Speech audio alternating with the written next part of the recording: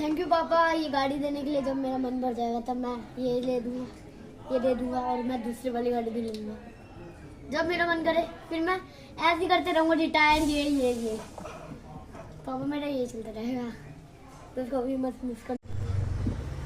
पापा मैंने अपनी गाड़ी की नंबर प्लेट भी लगा दिया है जिसका है DL-C7328। क्या ये सही है? हाँ मेरी सही नंबर प्लेट है। मैं से गाड़ी को कहीं नहीं लूँगा, इसलिए गाड़ी मेरी पहली गाड़ी है और मैं इसको अपने शोरूम में रखूँगा।